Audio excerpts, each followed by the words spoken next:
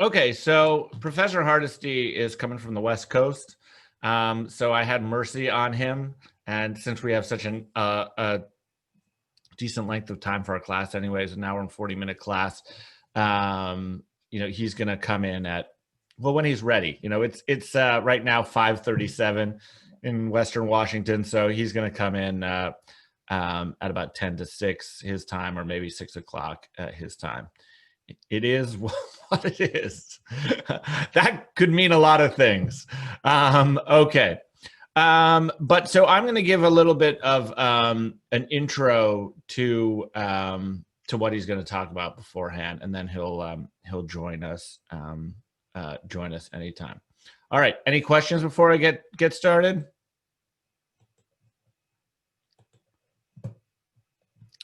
All right. So before Professor Hardesty joins us, I want to talk a little bit about perceptions of slavery in New England and in Boston, how those came to be, and where he fits in sort of this spectrum of views of slavery in Boston.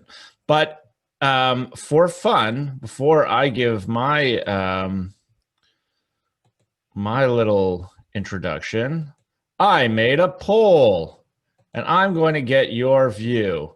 So I just launched a poll, and I want you to read it now, or I'll read it to you. It says, before taking this class, my perception of slavery in Boston could best be described as the following. And this is anonymous.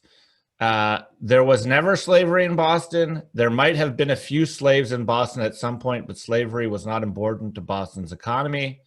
There was slavery of Native people, but not people of African origins. There was slavery of people of African origins, but not Native people. Or I learned about / was aware of the centrality of the slave trade to Boston's economy and the thousands of slaves who lived in Boston during the colonial period and early republic. Isn't this fun? All right, so they're coming in here.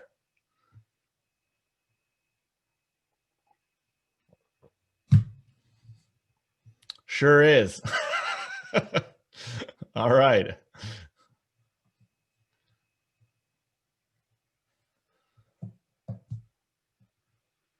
That's Alexander, the man from Oslo. What's your audio out? Oh, never mind. It's reading a different part. We're up to 73 of 79.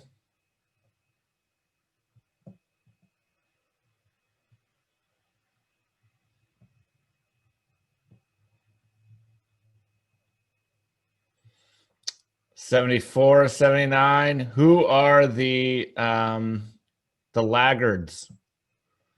All right, so you can't see the results, right? Is that correct? No, you can't. I guess I have to click end polling.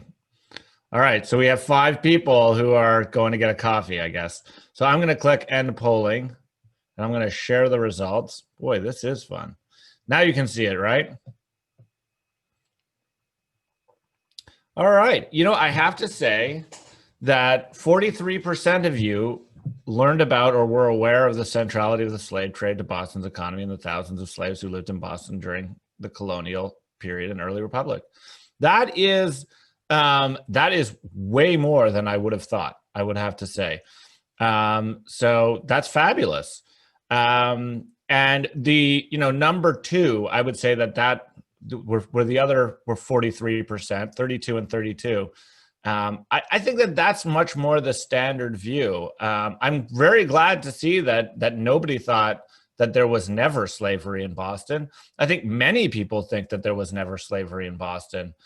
But that number 2, where there's essentially half the people, I thought would be a strong majority, right, of people. So that's actually really good. That's heartening. Okay, well, I would say that there are sort of 2 historical views, right, of the role of slavery within Boston and within New England. The older view was one shaped by Boston's role in the abolition movement, the fact that slavery was abolished very early in Massachusetts in 1783. Its attempt by many people, or this, I wouldn't say the city, but many people in Boston's attempt early on to try to apply Republican ideals about liberty from the Revolution to the society that they were living in which slavery was inconsistent. And that sort of later history, especially 19th century history, or early, late 18th and early 19th century history, was sort of applied ex post facto, or applied backwards historically, to a perception that slavery was not significant in Boston, or if it was there, it was more benign than elsewhere. And it just wasn't very important, or maybe there were, just sort of a few slaves walking around, and then they got rid of it. So I would say that was sort of the view that I thought, the majority, the strong majority, the street cleaners are up, the strong majority would have. And then on the other side of things, more recently, there are historians who have responded to that, right, and have tried to counteract it with a view of history of slavery in New England and in Boston in particular as being particularly violent, particularly horrific, and to sort of to give a counterweight of that, and to sort of expose the horrors of slavery in Boston and in New England.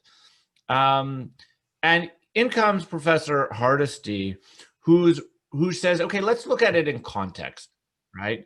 He wants to, not look at it as either being sort of benign or not significant, and not look at it as being, as doing an expose, as being particularly, horrific, but rather says, let's look at it in context, right? Let's look at it in the context of labor, in the early modern Atlantic world.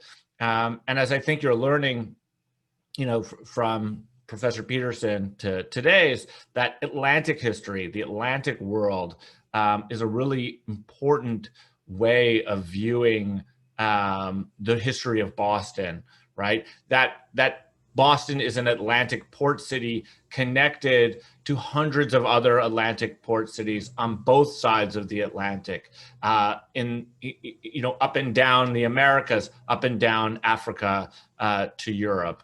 That there's a bigger Atlantic world that Boston is connected to. So to view Boston's experience with slavery in that context, and in the context of labor, and to try and understand it from the ground level, right? How did people experience slavery, right? What were the narratives of slaves themselves? What were the stories of slaves themselves? What did slave society look like within the broader society in Boston, and to put it in context. So that's a sort of an introduction to where Professor Hardesty sort of fits in the literature and the views of slavery. Alex, you're asking, was Boston a central hub for slavery in a way? Well, it was a central hub. There was certainly slave trading. As a hub, I think there was more within New England. I believe Rhode Island was more of a hub for the slave trade. But maybe that's a question to ask Professor Hardesty in terms of where Boston fit in the overall slave trading economy of the Atlantic world, and that's something that I'm going to get into with him. But in the U.S., was it a hub? It was. It depends on when. The point that Professor Hardesty makes in the first chapter on origins is that it was one of many English colonial Atlantic ports, right, that were integrated in an economy with slaves and slave trading. Was it more so than Charleston or New York, or less so? It's something to ask Professor Hardesty. All right. So I realized that I forgot one piece of business to attend to. So before I introduce our mug for this week, I'm going to wait for Professor Hardesty to join us. But we have unfinished business from last week to take care of. Right? Okay, so we've got our nice little two-tone mug. It's got the pine tree shilling and the oak tree shilling. Massachusetts, its own currency on there. And the question was, which of these Boston landmarks would have been underwater when Boston was founded in 1630, right? And there were a bunch of them. What were they again? I don't have it in front of me, but there were 5, right? Prudential Center, the Logan Airport, Faneuil Hall, North End. There were a whole bunch of them, right? Public Gardens, right. And the answer was Hickory, Windsor, and Cole. All of them? All of them. Very good. Excellent investigative work by Hickory, Windsor, and Cole. And really, to get it, you had to sort of go back to these, or the early maps. Did anybody use the Leventhal Map Centers, the Boston Public Library's Leventhal Map Centers maps? Yeah. No. Yeah, Cole, you did? I did. That's awesome. Yeah, if anybody needs maps, historic maps, the Leventhal Center's online site of the Boston Public Library has just amazing historical maps. So Cole used that. Windsor and Hickory, how did you just sort of use deductive logic? I used the map that we, like, the first week, there was that like presentation. Boston, right? Yeah. Professor Parsons' Birth of Boston map. Yeah, I used that. That's awesome. I used that one too. You used that one too? Yeah. That's awesome. Cole, did you just teleport somewhere? Are there 2 Coles? In the classroom. You're in the classroom? So who was the last person? Somebody else said that they used the Leventhal. Who just said they used the Leventhal? Ellie? Yeah, that was me. Oh, so did you say all of them? I did. I just also put that the Prudential is like really close to the okay. coast. So I'm sorry I missed you then. I actually wrote them down when they came in, and then I left my note in my office. So I went by memory here. So I'm sorry then. Ellie, you're in the running then too. Okay, thank you. All right. So 1 to 100, are you ready? Did anybody go to see the number is my son's hockey number? That's right. Who is his favorite player? I'm not saying, although I don't know if it's giving away too much information, but he did end up with a number of a Austin Matthews. That is a very good guess. He did end up with the number of a very well-known player, but they don't get to choose them actually, because the program decides for them so that they can keep their jersey for multiple years. And so they try not to have kids in the year before and the year after with the same numbers. So they use the full spectrum of numbers from 1 to 99 and they assign them. But my son did get a pretty good one that is belonging to a well-known player. All right. So Hickory, what's your guess? I don't know, like 45. 45. All right. What team does he play for? He plays squirts for the Parkway Hawks. That's West Roxbury, Roslindale, and JP.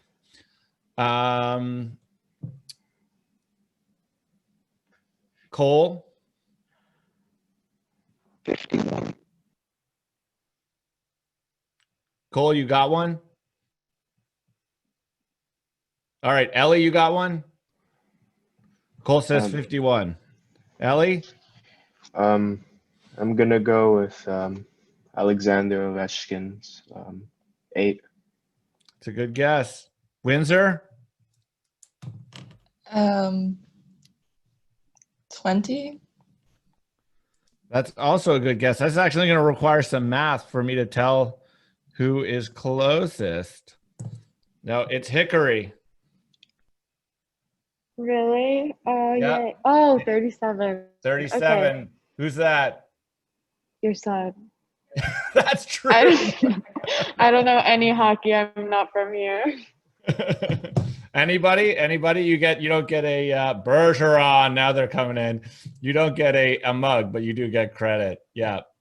Patrice Bergeron. So he actually ended up with a pretty good Boston related number. So, but that's got to be Hickory. Yep. So Hickory, this is yours. Yes, thank you. The rest of you live to play another day. It's a nice one. They're all nice, but it's a nice one. Okay, so email me about when you can come to my well, you can't actually come to my office, but meet me downstairs at Renaissance Park to come pick it up. Okay. All Thank right, you. awesome. Professor Hardesty, are you here by any chance? He is not here yet, but he will be coming. Okay, so what do you? Let me just open it up to questions, if there were any questions about the reading or the bigger sort of question I asked about the place of slavery in Boston. And we have Professor Hardesty, I see, who for whom it is not even daylight out yet. So we owe a very, very big thanks to Professor Hardesty for joining us. It's actually perfect timing. It is 5:55 in Western Washington right now. The sun's going to come out in about 4 hours from now. Mm-hmm. So I've warmed them up for you. And I've told them a little bit about the context of your work, and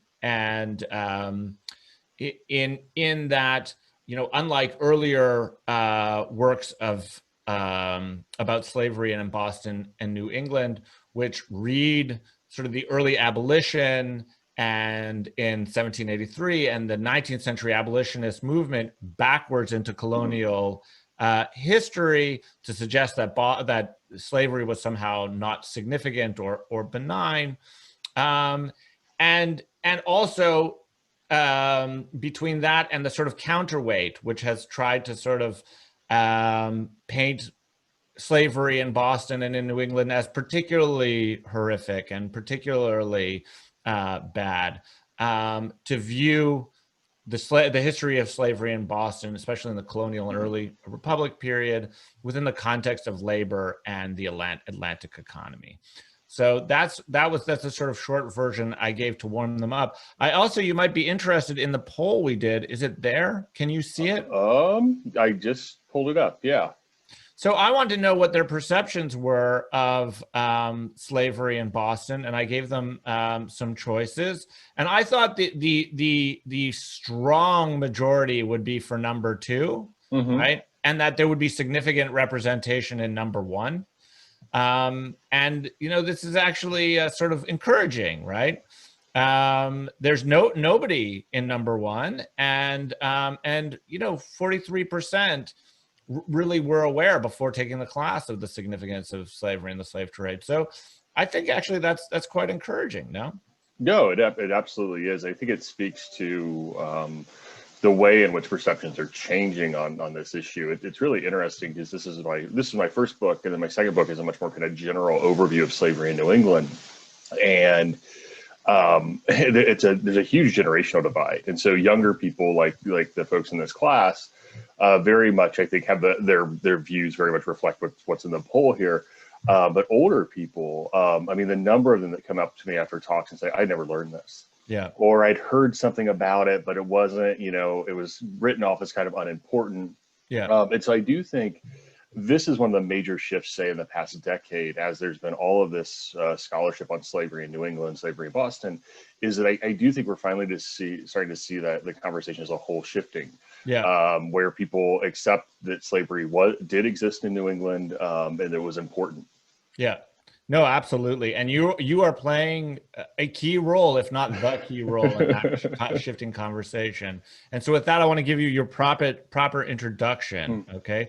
So Professor Hardesty is Associate Professor of History at Western Washington University.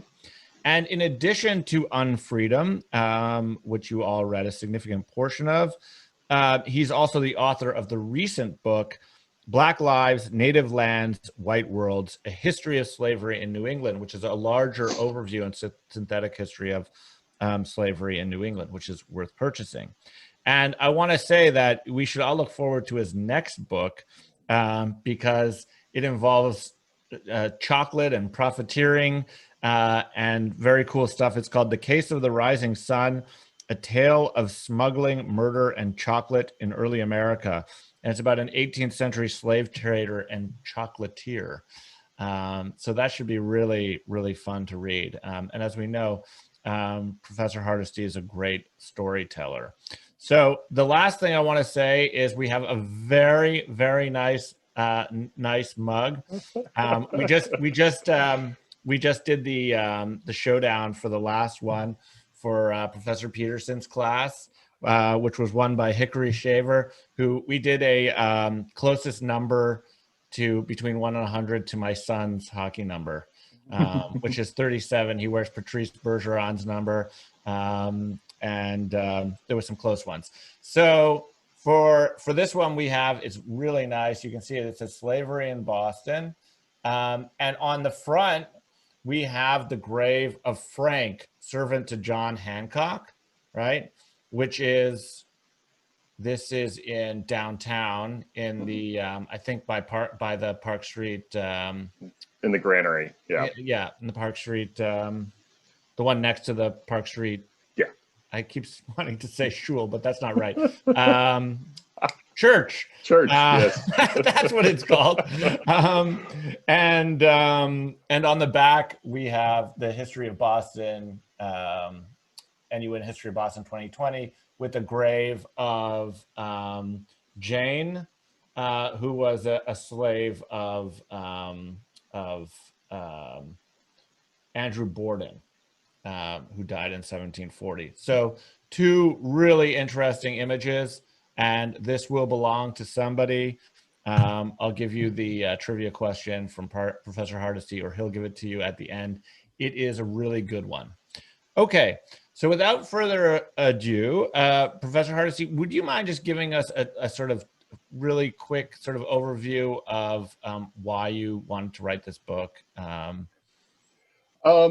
so this is it's kind of funny. It started off as a very kind of practical project. I received my PhD from Boston College in 2014, and as part of getting a PhD, you have to write a dissertation.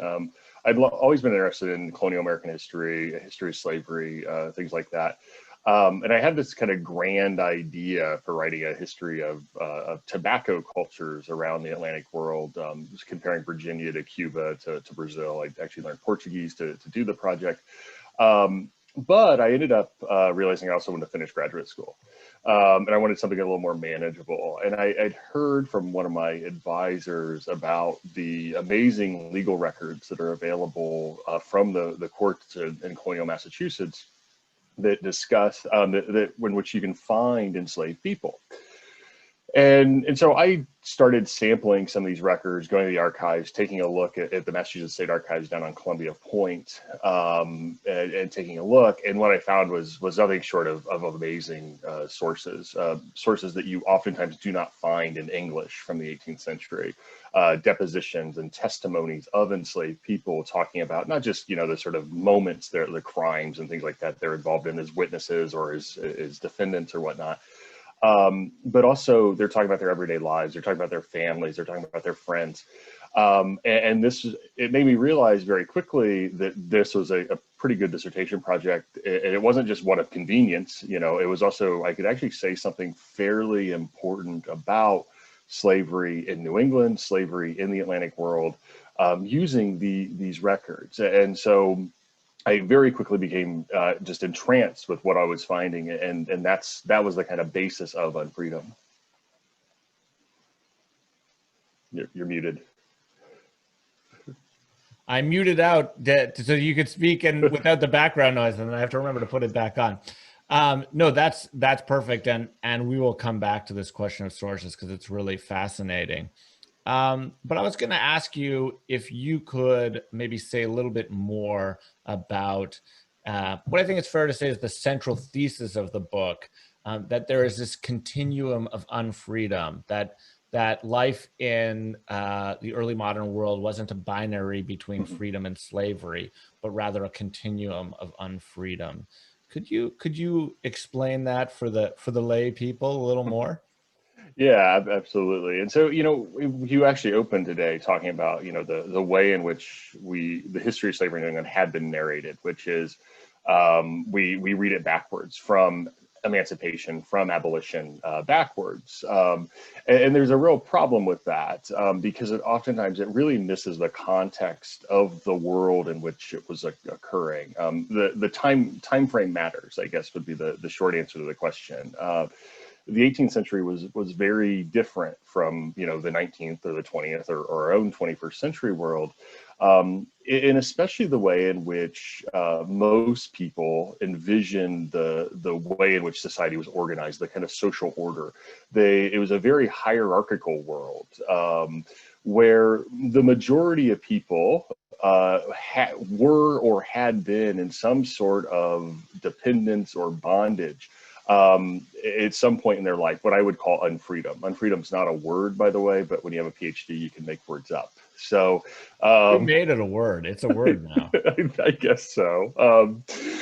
Yeah, and so so these various forms of kind of unfreedom that existed. So when we think about, as Professor Rabinovich said, that you know, we tend to think about slavery as a binary. There are free people and there are enslaved people. But in fact, in the 18th century, that's not the case. There are many different statuses across the board. And like I said, the majority of people, I would say in a place like Boston, upwards of 80% of people, 90% of people maybe, are actually in some form of legal dependence, right? So women are automatically dependents because they're either they're dependents of their fathers or their husbands under the law.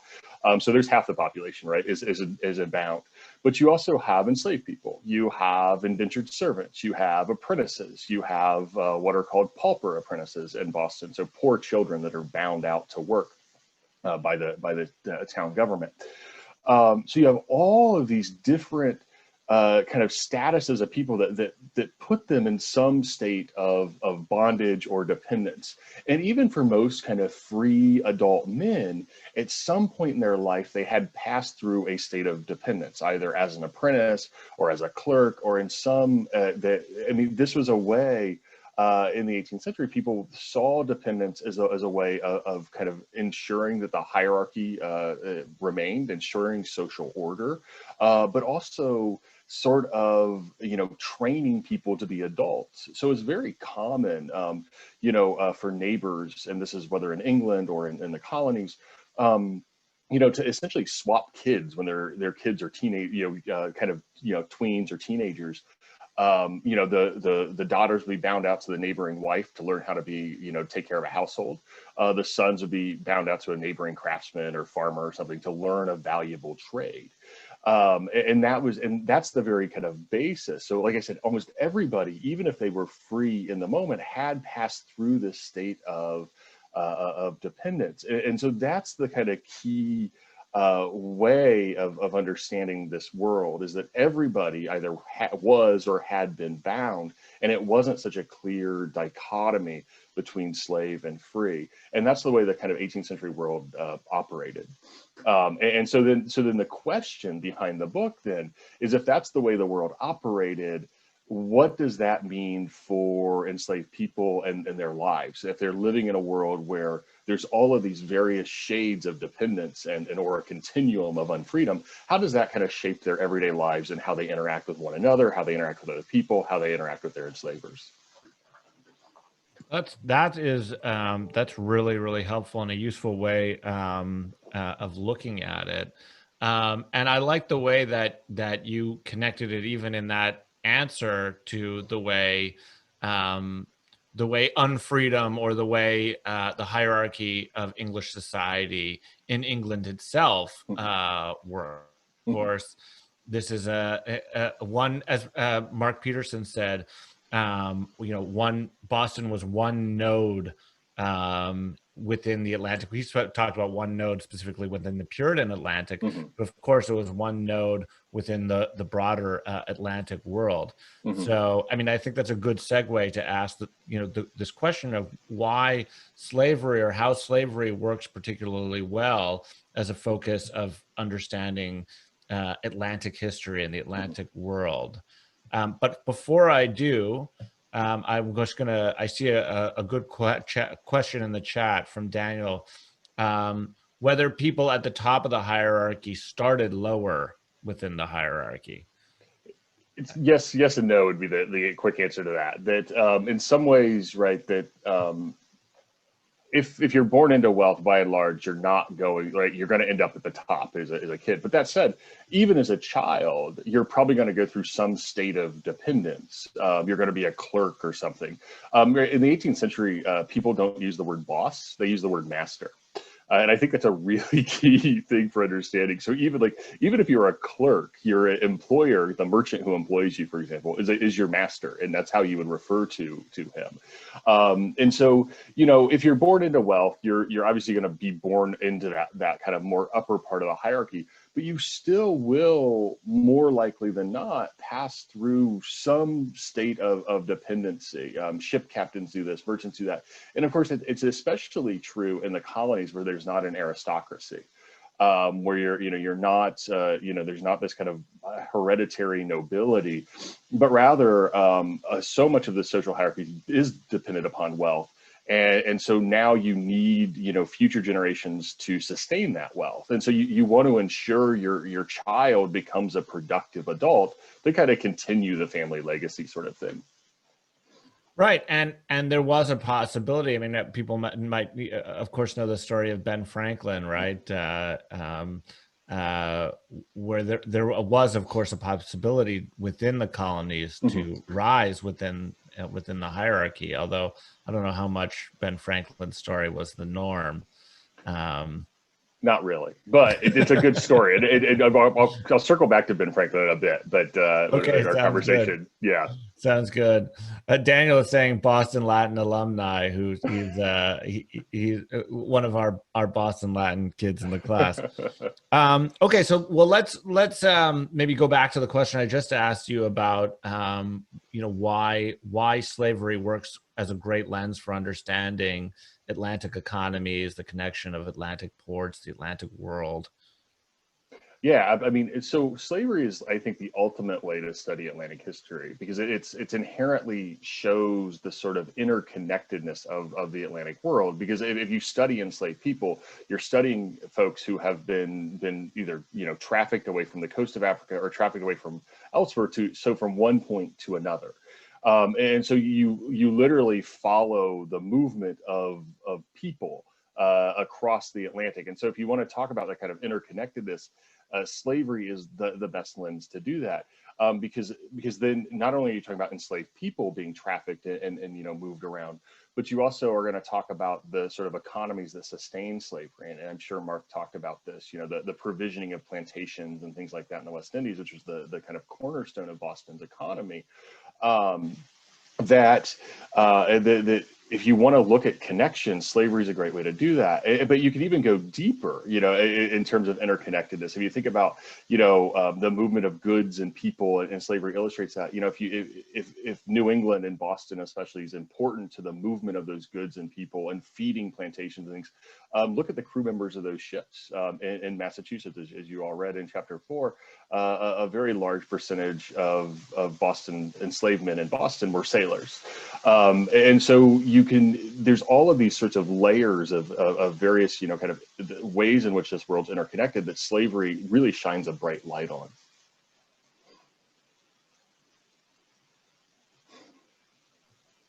I keep forgetting the mute button today. No, that's a really great way of looking at it. And I mean, so to go to this question of interconnectedness and to push it a little bit further in relation to the way I set up your scholarship as an attempt not to see slavery in Boston as particularly benign or particularly bad. You know, you repeatedly sort of say, look, I'm putting this in context, but I am not taking the position that this is in some way more benign than it is elsewhere.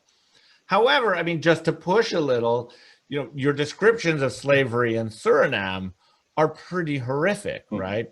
And it does draw something of a contrast. So without me taking up this older sort of historical position of it being more benign, would you say that it wasn't any less so because the continuum existed elsewhere, or that slavery indeed really was as sort of oppressive and horrific as elsewhere?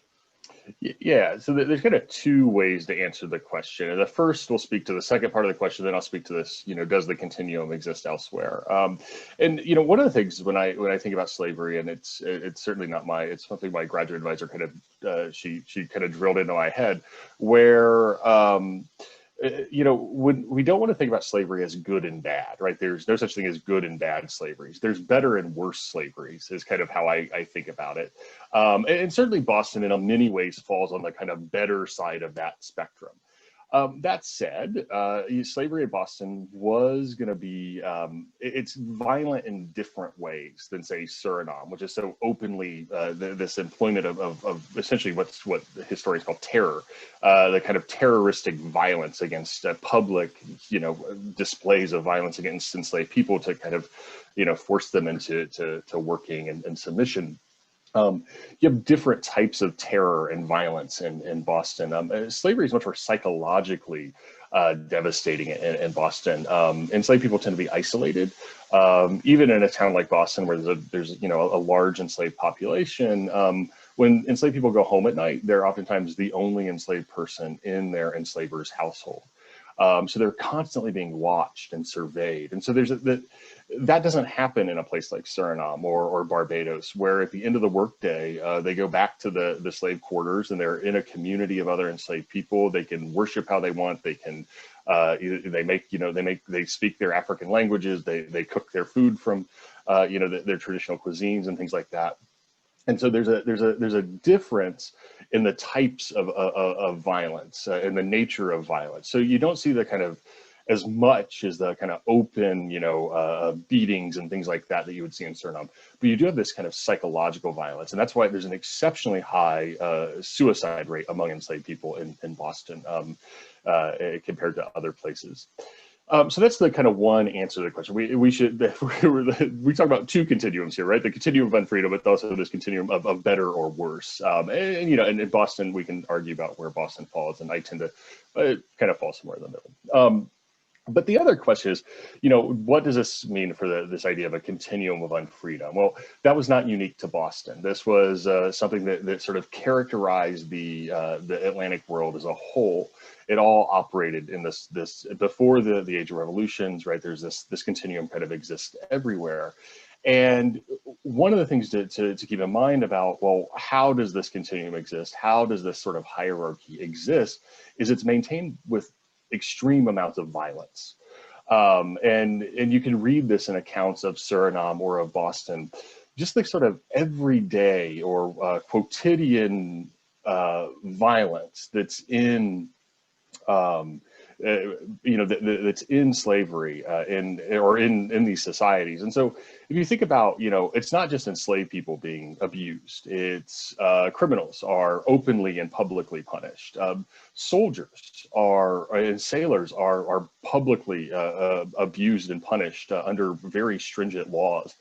And many of them, the martial law oftentimes actually provides a legal basis for slave law in the Americas, actually. But you also see, it's legal to abuse your apprentices, to abuse your clerks. And it's not just that sort of violence. It's also, if you're walking the streets in a place like Boston or Suriname and Paramaribo, the capital of Suriname, you're going to see, animals being slaughtered. You're going to see, the sort of just the pigs and cows and chickens, and so this is a world that's really characterized by violence, and that most people believe that violence serves a very specific end. And so even in New England, even among the wealthy in New England, it's very common for them to apprentice out their children to people who are known to be abusers, or rough would be the word or tough might be the word they use, who would then be able to kind of discipline the young adult into being a productive. They believe that violence turns someone into kind of a productive member of society. And this is where my Ben Franklin story comes in. In his autobiography, he talks about that he was actually apprenticed as a young man, as a teenager, to his own brother to learn to be a printer. To make books and newspapers and stuff. And Franklin describes the quote, many blows of passion he bestowed upon me. It was the phrase that Franklin used. And he said that, this is his own brother abusing him. And it's the reason he ran away from Boston to Philadelphia, was the abuse his brother was offering. And this was very common. But the other thing that Franklin says is that it gave him a, quote, aversion to arbitrary authority for the rest of his life. And so if you think about a world that's characterized by violence, I know Franklin's not unique. Like everyone's been abused in some way, right? Going through this world, but then they've also resisted, and then they really, it's given them a certain attitude towards violence and things like that. So yeah, is slavery in Boston more benign? It's part of a world that's really upheld by violence. I think is the best way to kind of think about how we approach slavery in Boston. It's really interesting to look at it within, both the hierarchical context of the society and the economy, but also, like you said, the context of discipline being achieved primarily or only through violence. Mm-hmm. That was the way things were done. Thinking about what you write about in terms of suicides, right? Looking at Boston in particular, I think it's a super important point because it really displays the extent to which, with slaves being so integrated within the colonial society, that really the only escape for some from that, like you said, that surveillance, that the sort of constancy of the slave experience was suicide. That was the only, way of protest that many concluded. So it's really interesting. Yeah.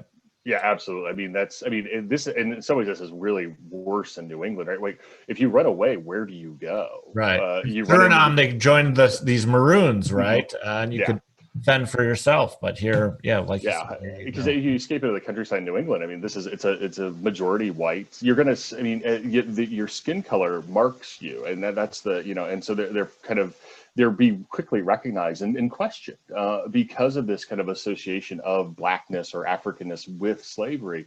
If a sort of person who's unknown to the community shows up, they're going to be instantly suspicious. And so if an enslaved person escapes, the best way is to get on board a ship.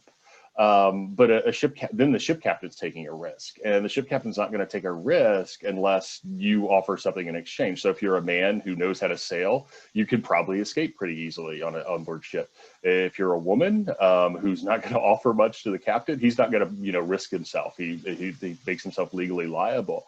And so, yeah, how do you escape in a world that's majority white? In which you're constantly being watched. It's a real, and that, I think that's kind of, that weighs on folks kind of psychologically, and especially if you're in a fairly, and then you add this sort of abuse of the kind of disciplinary tactics used to, keep people in line, to keep them working within the household. Yeah, you can see the stress and trauma of that. That's actually a great connection to chapter 4, though, that for many who essentially accepted the hierarchy of the society, the best course of action was to develop skills that allowed a certain degree of leverage, right? Mm-hmm. So you talked about, being, if you could sail, then you had that, right? But it was really interesting in chapter 4, the way you sort of explained the sort of degree of the degree of skills and specialized labor within the slave economy that actually allowed slaves a certain degree of ability to press for the rights that they believed were owed to them. Yeah, absolutely. I mean, the thing to keep in mind is, in Boston, this is the other kind of distortion that's happened in the historiography, was that, slavery is oftentimes seen in New England as a purview of the wealthy, as a way of kind of showing off their status. And as all the research shows, it actually wasn't. I mean, it's largely what we would think of today as a middle class phenomenon. The majority of slave owners in Boston were artisans, tradespeople, and ship captains and small merchants who put these enslaved people to work in their workshops and in their stores and things. And what it also meant, though, was that enslaved people were oftentimes the most valuable single piece of property they owned. And so if you're a blacksmith and you've owned an enslaved person, oftentimes bought them as a child, raised them in your household, you're probably going to think twice before beating them in a way that would wound them and prevent them from working, because they're such an important part of both your estate, an estate that you're going to bequeath to your heirs, but also to the actual functioning of your business. And so their skills in a lot of ways do give them the sort of leverage. And that's, I think, the most clear case of that is with sailors who can be hired out on a ship and be away from their master for months or years at a time. Yeah.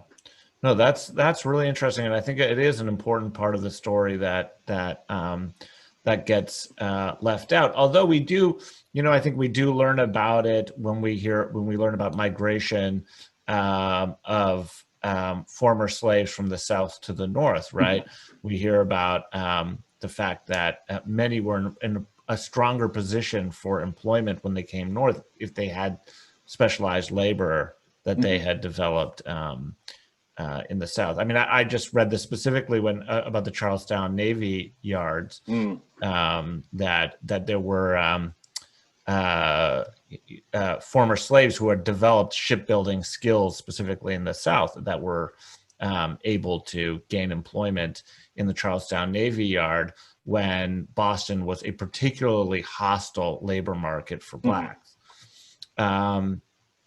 But on this question of race, I was just thinking now, if you think that maybe one of the reasons why people have not studied slavery within this sort of context within the United States, and I mean, you were mentioning to me in an earlier conversation that they have done that in elsewhere in Latin America and in the Americas, that if the racial legacy of slavery in the United States has sort of added to the complexity or the taboo or the resistance to sort of studying slavery within a context and contextualize it, because of course, you know, African Americans are still living with the legacy. Yeah, I mean, absolutely. You know, and especially, you know, what really sort of there's kind of two pieces of it that we're fighting against. We're not just fighting against, you know, the sort of what we call identity politics of it, right? Where that essentially, because, you know, as Americans, we live with the legacy of slavery every day, and you know, so that's going to shape the way in which we view it, because all this, it can't really be studied in a vacuum. It's going to be informed by the world around us, contemporarily. And so yeah, absolutely. I think that's sort of in some ways gotten in the way of the way in which we study slavery in New England. But there's two other kind of factors coming into the conversation. The first is the dominance of the sort of antebellum South in the way in which Americans as a whole understand slavery. And so, which is in the 19th century, heavily, you know, influenced by the rise of industrialization, of industry and capitalism in the 19th century. So it's and that's kind of how we tend to view slavery, and then kind of apply it backwards, as you talked about. So that's the thing we're fighting against as well. But the third piece of this is that we're also fighting against narratives that were crafted by New Englanders deliberately in the aftermath of slavery. And so that's a theme for the class: narratives crafted by New Englanders to help how people view them. Yeah, and I think in some ways this is even more pressing. So, you know, in the kind of immediate moment of writing, I think, you know, contemporary concerns around race and kind of the legacy of slavery, that's informing it. But the big picture and the way in which we've told the history of slavery has largely been dictated. The terms of debate have been determined by a concerted effort in the late 18th and early 19th century, before the Civil War, of New Englanders to kind of craft their own narrative of themselves. And this was a narrative that New England was quote unquote free soil, that slavery, because it was free soil, slavery could never take deep root here. New Englanders did the right thing around the time of the American Revolution and ended slavery. And this became kind of a bastion of the cradle of liberty, if you will. And so this was but it's a deliberate narrative that's crafted largely for very specific political ends, about sectionalism, right? That to show New England as morally superior to the South, and eventually the North is morally superior to the South. And so a lot of the things that when we talk about New England slavery and what we, you know, the way in which we talk about, oh, it was unimportant, there weren't many enslaved people, these are all themes that were created in the 19th century. And so what we're really fighting is this kind of 19th century propaganda that was used in the sectional fight and then sort of internalized is the way in which New Englanders kind of talk about their own history to be better than this, especially the South. And I think that is in a lot of ways what's sort of informing this debate, even though like I said, in the immediate, it's these sort of kind of questions around race and things that are going on. But long term, it's that concerted effort that's really shaping how historians have narrated the history of slavery. That's amazing. And yeah, I mean, like I said, I think it's a theme for the class, the degree to which New Englanders often drink their own Kool-Aid. But, you know, certainly it's going to be the case when we get to resistance to integration. Mm-hmm. And yeah, it's just like people projected it backwards in their history. They projected forwards in their history too, to ignore certain glaring realities of their own situation. Yeah. But I want to make sure that we have time to talk about your sources because they're so fascinating. So can you, for the students, it's an opportunity to talk about how exciting the investigative work of good history is, you know, how these stories come out.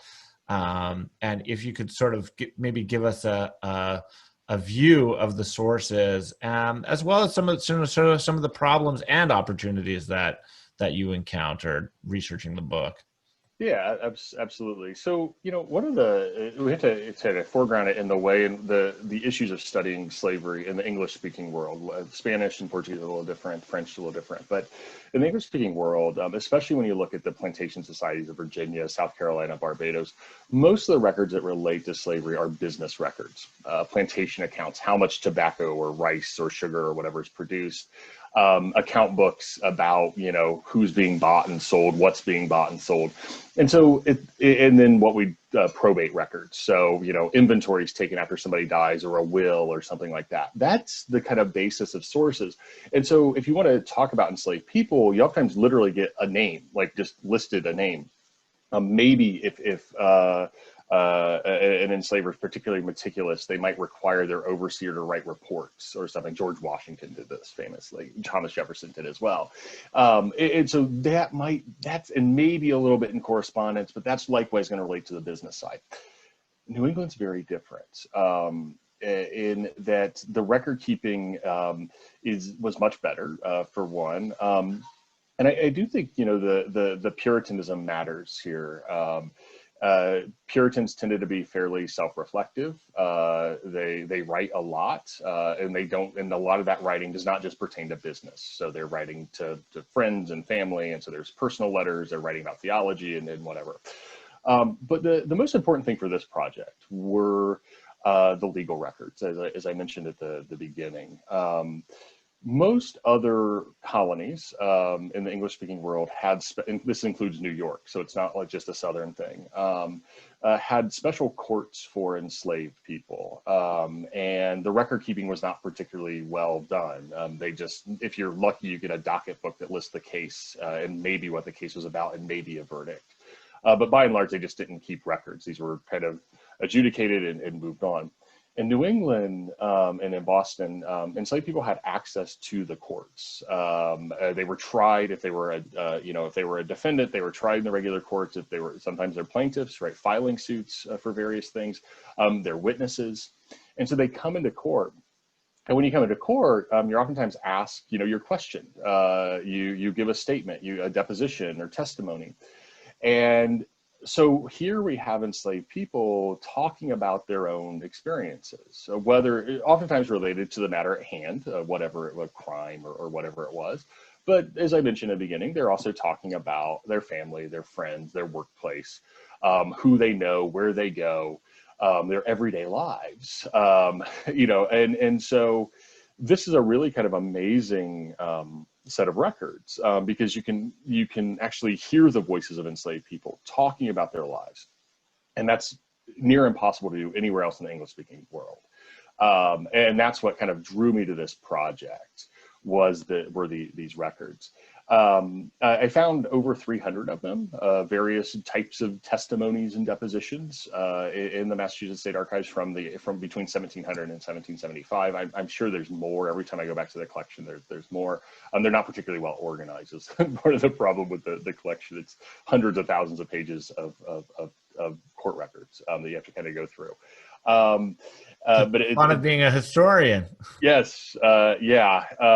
What really worked out for me actually is that in the 19th century, whoever compiled the records and indexed them was racist, and so made sure to know whenever they came across a person of African or indigenous descent, they would note it.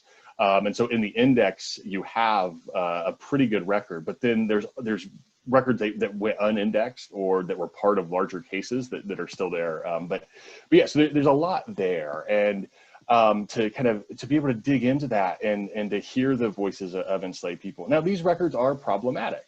They obviously not all enslaved people appeared in front of the court. Not all of them committed crimes, not all of them were accused of crimes.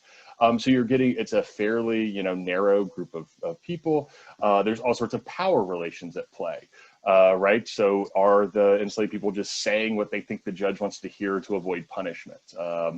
They're being questioned by very powerful white men.